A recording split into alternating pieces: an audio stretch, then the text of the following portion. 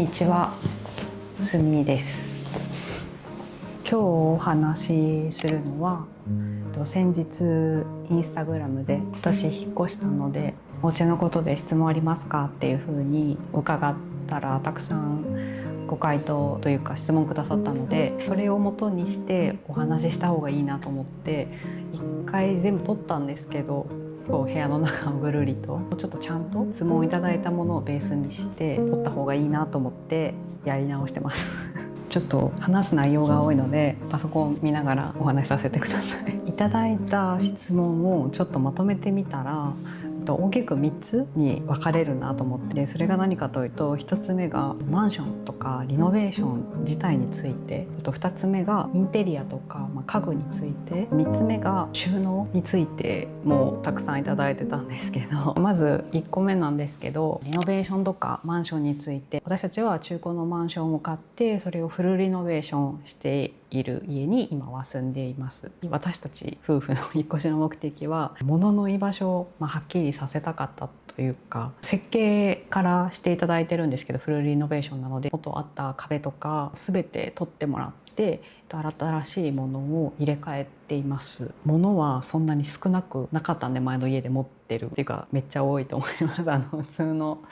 お家よりも物がすごく多いと思います。でそれを収納できるっていう広さの、マンションを選びました。設計からしていただいてるんですけど、本はこの本棚だけとか、服はこの部屋だけとか、リビングに使うものはここだけとか、これをここにしまいたいからっていうのを書き出して、大きいものですね、細々としたものは書いてないんですけど書き出して、ここにこれを入れたいからこの大きさにするっていうのを全部設計士さんに伝えて作ってもらって、それと私の家にあったものが入るような大きさにしてます。本当は引っ越す前にいっぱい破棄する予定だったんですけど、ほぼ破棄せず引っ越してきてます。家にあるものの量は変わってない。間取りは簡単に言うと、広い LDK に寝室、洗面、玄関でウォークインクローゼットが2つある 1LDK です。ウォークインクローゼットっていうか、もう部屋です。5畳6畳ぐらいの部屋を1室ずつ、夫と私の別々で、ほぼ衣類だけが置いてある部屋が1人に1個あるんで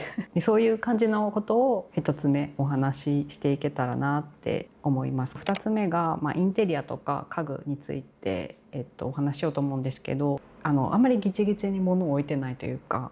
ちょっとゆとりがあるような感じにしたいので、どんな家具をっていうののお話ができたらなと思ってます。最後3つ目なんですけど、収納とか片付け、多分私のインスタグラムで写真を見てくださって物がないように見えるんだと思うんですね。机の上には何もないみたいな。これは現実何もないんですけど、リモコンが置いてあるだけとかなんですけど、先にお伝えしておくんですけど、私は物を減らしたんではなくって、リノベーションでめちゃくちゃ収納を作ったっていうのが回答です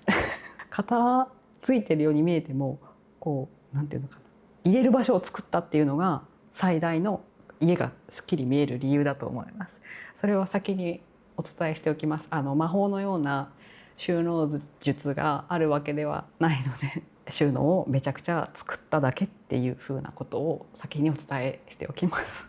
なぜマンションをリノベーションするっていう住宅選びにしたのかっていうと、やっぱり収納場所が既存のマンションとか既存の賃貸、本当に私たちにとっては少なすぎて、物がない暮らしをしたいわけでもなかったので、ちゃんとしまえて暮らす空間はすっきりしていてっていうふうなことを実現させたかったっていうのが一番で、それが既存の住宅だとできない捉えたので、私たちはリノベーションしたんですが、それが一番叶えたかったのが収納をかなりしっかり作るっていうことだったんですね。なのでこの後ろにある収納も、そっちに本棚があるんですけど、天井まである高さのもう壁みたいな収納を作ってて、この中全部収納なので、掃除機とかストレッチするマットとかストレッチボールとかも全部入ってるんですけど、それが入るような大きさにもともとはしていて、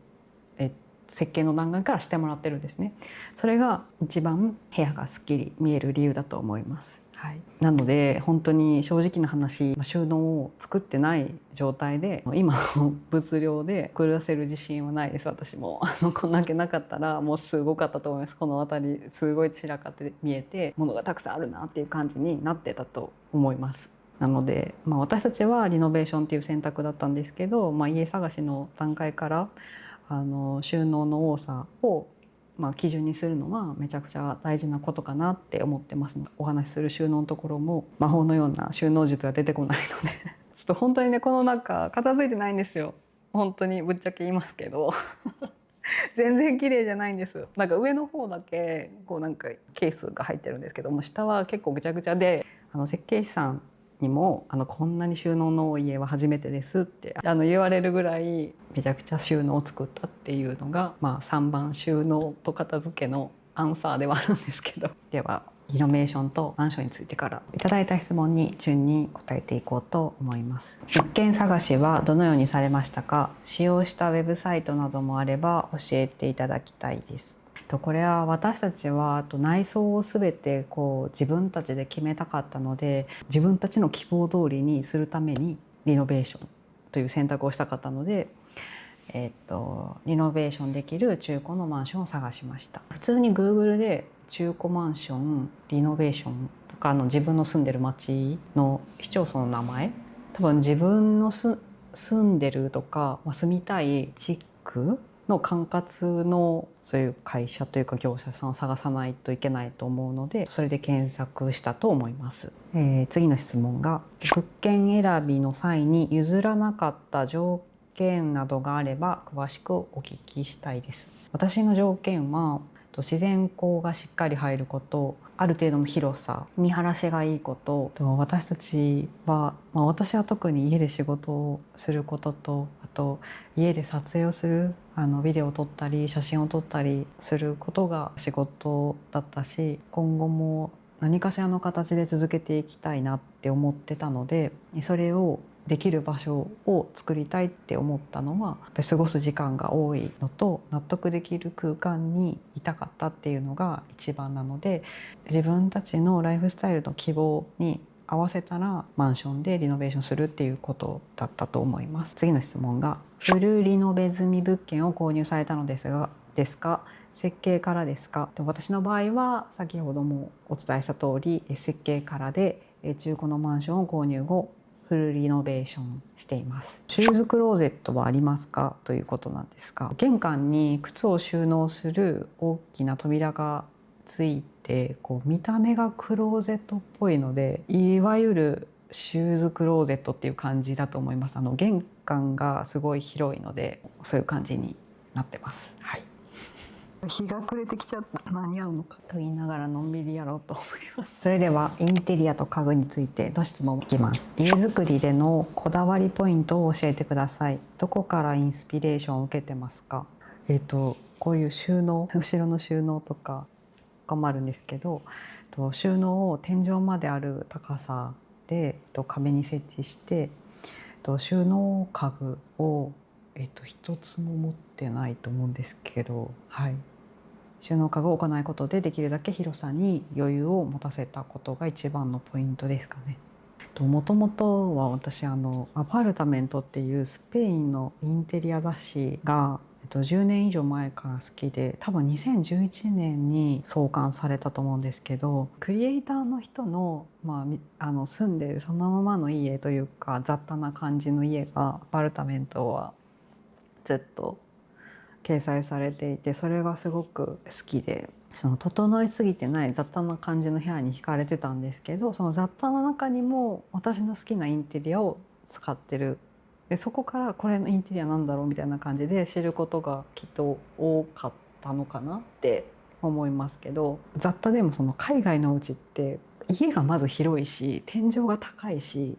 家が大きいと思うんですけど、日本のように小さくないので、そういう雑多な感じでも広々見えてたりとか、だから多少散らかっててもスペースとか余白があるのがいいなって思ってたんですけど、日本の住宅って延べ床面積が狭い上に天井も低いし、少し物を置いただけですごい圧迫感を感じるなと思ってて、なのでそういう圧迫感があるのがすごく好きじゃなくて、だからずっと海外のインテリアを、日本ではない国のインテリアをずっとピンタレストで見てたと思います。でそこから結構固まってきたっていう感じはあありますかね。次のご質問、こだわりや何を大事にインテリアを組まれたとかを教えていただきたいです。以前の家で大体の家具を揃えてたんですけど、木の素材の家具を中心に揃えていってたんですけど、部屋がこう柔らかいというか温かみが強すぎるなと思って、そういう木製の家具が増えてくると部屋に引き締まった感じが欲しかったので、ワークスペースのところにクローム素材の足のテーブルとかチェアを選んで置くことにしました。そんなになんか可愛らしいお家とかにしたいわけではなかったので、メタルの異素材を入れたかった家具にっていうのはあります。少し冷たい感じで、そのまま現在の家に家具を持ってきて、ダイニングテーブルとかワークスペースに置いてた家具とかは、このソファーだけ出しました。この家になってから、置いたものですね。部屋はこう広い部屋の感じを保ちたかったんで、この背もたれの高さがちょっと低めのものを選んで、色も生成りのような色にして、他と色が合ってるというか同じような色にしてます。はい。テーブルはどこのものですか？多分ダイニングテーブルのことだと思うんですけど、これはアルテックの 90A というテーブルで直径が1メートルのものです。木製の玉でできたコースターはどちらのものか教えていただけますかということなので、これはピエンスタジオのものです。私はいくつか種類を持っていて、黒いものとか木製のものとかを持ってるんですけど、これコースターなんですけど、水を吸うとかじゃないので、こうコップの外に水滴がついたものをそのまま置くと、黒とかに塗装されたコースター色が落ちるので気をつけてください。買おうと検討されてる方。私は多分2つぐらい違うお店で買ったから、好きすぎて3種類ぐらいある。友達に来て「これはちょっと持ちすぎや」って言われました。それぐらい気に入ってますコースター。テレビは置いてありますか？テレビはありません。私はプロジェクターを使っています。プロジェクターはこちら出しておきましょうかね。これを使っています。そう、テレビ置くとね、圧迫感があるので、私はこう部屋の壁にもうここに映すって決めて壁に空間を空けてるので、もともと設計の段階で作りました。ここにで見るっていう風にしてます。ソファーから座ってても見れるようにはしてあるんですけど。ルームツアー楽しみです。ありがとうございます。ルームツアーっていうのかな、これごめんなさい。ちょっと違うかもしれないけど、愛用中の香水など教えていただきたいです。香水はこちら、夫と好みは多分似てるんですけど、でも多分ウッディな感じの方が彼は好みなのかな。私はもう少しさっぱりしたやつも好きですけど、家にあるのはバイレードとドルセイとルラボがメインかな、香水。私は最近あまり買わなくなっちゃったけど、でも大きいのでそんなすぐになくならないかな、香水は。イサム・ノグチですかっていう質問が来たんですけど、はい、ダイニングテーブルの上にある照明はイサム・ノグチです。もう少し大きいものにしようかなと思っ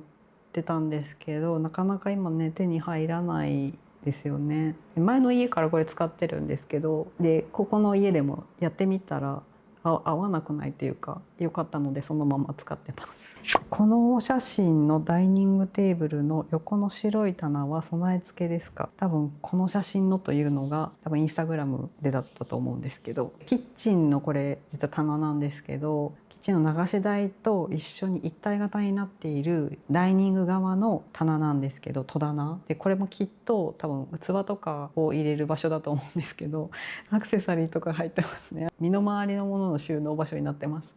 しかも私のものしか入ってない。夫のものは一つも入ってない。使わせてもらってます。はい、食器とかはもうキッチンの側に全部入ってますね。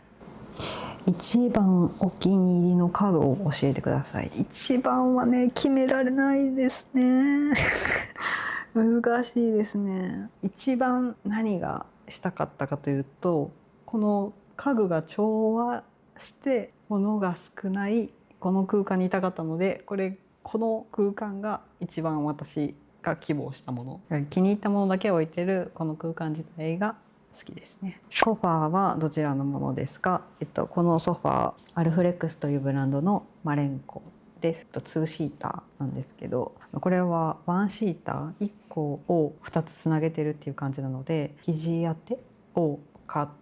うと1シーター1シーターになる仕様になってますね。ブラインドはどこのものですか？ブラインドはリビングが全部同じなんですけど、バーチカルブラインドという名前のブラインドなんですけど、一般的な日米というメーカーのもので、リノベーションする時に一緒にオーナーをお願いしました。なのでサイズとか枠とか、これもともと多分カーテンレールが通ってたんですけど、そこに設置するような形にしてもらって取り付けてます。はい、リビングは西向きですか？もし西向きならメリットデメリットを教えてほしいです。 Google マップで調べてみたんですけど、おそらく南西向きです。今も西日が差してるんですけど、ちょっと雲に太陽が隠れてるんで、今柔らかいバーチカルブラインドを調整しなくても日の光は柔らかいんですけど、これが雲が一つもなくて西日だと本当に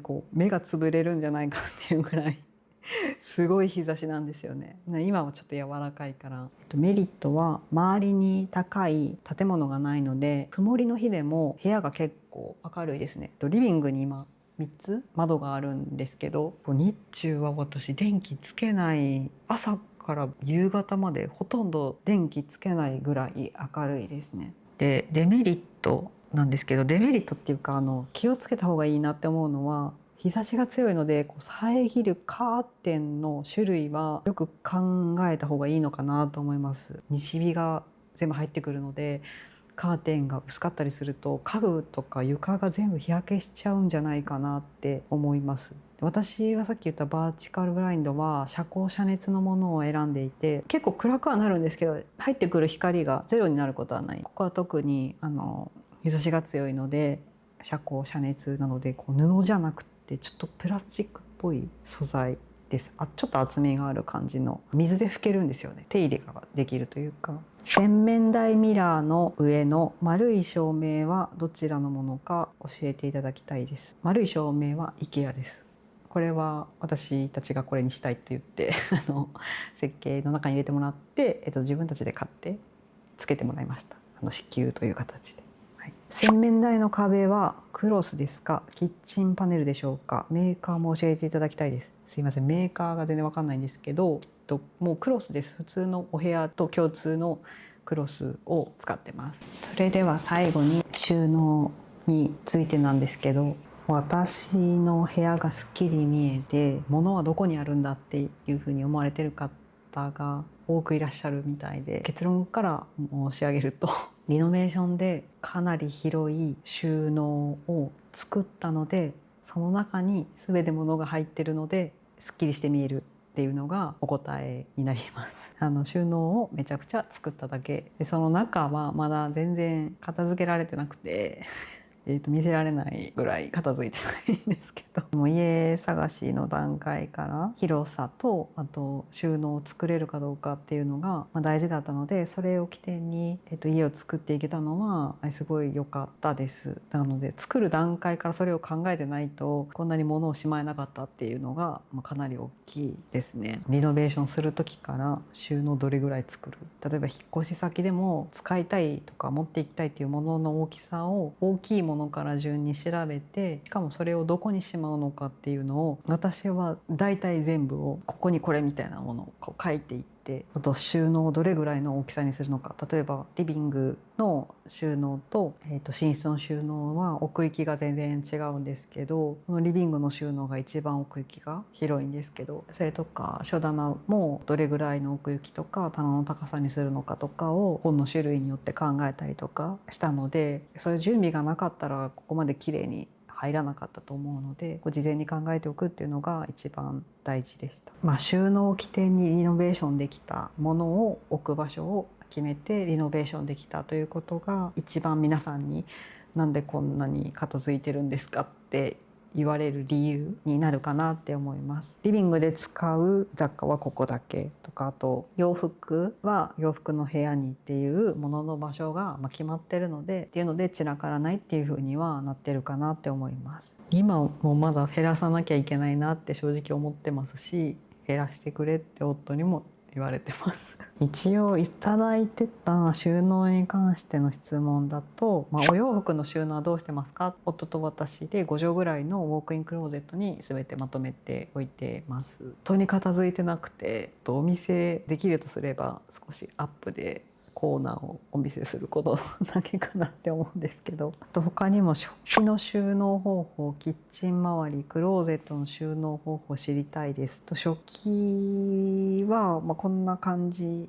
に引き出しにしまってます。これはもうキッチンについてるというか、キッチン自体の収納の引き出ししまってます。下に滑り止めみたいなのを引いて、その上にお皿乗せてるっていう感じですかね。こう見せるような収納にはしてないですね。全部引き出しに入ってるっていう感じです。散らかさないチップスはありますかみたいな感じの質問もいただいてたんですけど、お伝えしているように大きな収納があるので、とにかくそこに全部入ってます。で、収納自体の整理は道半ばなので、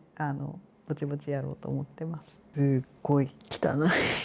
ルームツアー待ってました。前のお家も床可愛くて知りたかったです。前の家はタイルカーペットを引いてました。普通にインターネットの通販で買ったって感じですけど、はい、タイルカーペットでした。